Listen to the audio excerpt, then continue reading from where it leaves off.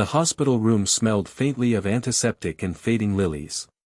Machines hummed steadily, the only signs of life in a place where life seemed paused. David sat in the chair beside the hospital bed, his hand cradling his wife Anna's limp fingers.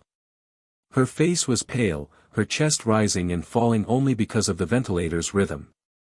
It had been 6 months since the accident. 6 months since the world tilted on its axis and refused to right itself. Every day, David came. Every day, he read her favorite books, whispered the names of their children, and played the songs she loved. He sang, even though his voice cracked, even though grief lodged in his throat like a stone. But nothing changed. No flicker of eyelids. No squeeze of a hand. No miracle. The world outside kept moving, but for David, time had become a circle that began and ended with Anna's stillness. His family begged him to rest, to accept reality, to move on. But he couldn't. Love wouldn't let him. One evening, sitting in the darkness of their empty house, David stumbled upon a flyer online. It was for Stars of Tomorrow, a televised singing competition. The thought seemed ridiculous, he hadn't sung on a stage in years. But then he remembered, the first time Anna had fallen in love with him was when he sang to her in college, under the glow of fairy lights. His heart whispered, what if the world heard our story? What if my voice reached her where my hands cannot? And so, against every ounce of doubt, David signed up. Not for fame, not for the judges, but for her. The studio lights were blinding. The cameras zoomed in, capturing every line of fear etched into David's face.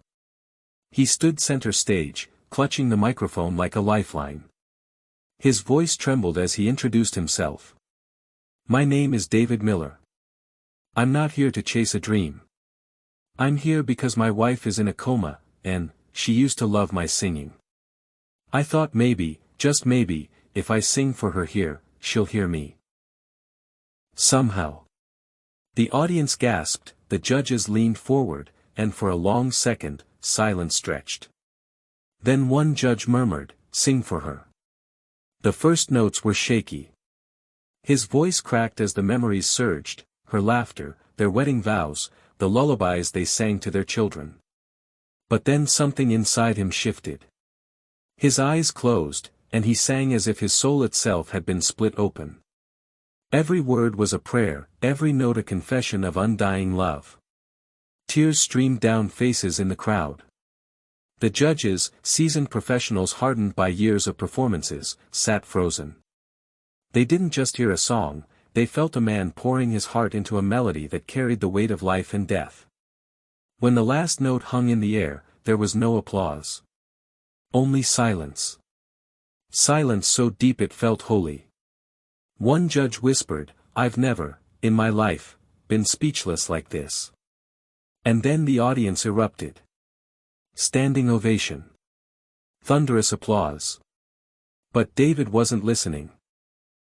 He looked straight into the camera lens, as if it could pierce through hospital walls, and whispered. Anna, come back to me. The performance spread across the internet like wildfire.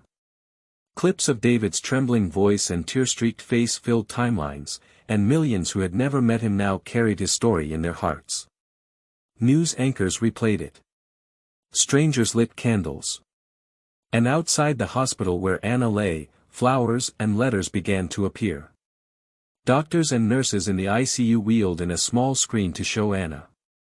Her condition hadn't changed, but they wanted her to feel the vibrations of his voice, the echoes of his devotion. David came every night with a new determination. He would sit by her bed, hold her hand, and sing the same song, hoping that somewhere in the unreachable corners of her mind, the sound of his love was finding her. And then, one quiet dawn, the miracle whispered itself into the world. David was half asleep, slumped over her bedside, when he felt it. The faintest pressure on his palm. He jolted awake. Anna's fingers twitched. Once. Then again. The monitors beeped differently, nurses rushed in, but all David could see was her eyelids fluttering, her lips parting as if to breathe his name. Tears blurred his vision as he pressed his forehead against hers. She heard me, he sobbed. She came back. Recovery was slow, fragile, uncertain. Anna's body was weak, her voice almost a whisper. But her spirit burned bright. Doctors called it an impossible recovery. David called it music. Love. The bridge between two worlds. Months later, Anna insisted on being wheeled onto the stage where it all began. The producers had invited them for a special segment, and the theater once again filled with lights, cameras, and expectant silence. David stood beside her, microphone trembling in his hands. But before he could sing, Anna reached out and took it. Her voice was soft, but steady. He sang me back. I was lost in the dark, but I heard him calling, and I followed his voice home. The audience wept openly. Judges wiped their eyes. And then David began to sing once more, not alone this time, but with Anna beside him, their voices weaving together like the threads of a tapestry almost torn apart, now mended. It wasn't just music. It was resurrection. Years later, when people spoke of that season of Stars of Tomorrow, they didn't remember who won. They remembered the man who sang his wife back from the edge. They remembered the silence of judges who couldn't speak because words were too small for what they had witnessed. David and Anna continued to share their story, traveling to hospitals, schools, and gatherings where hope had grown thin.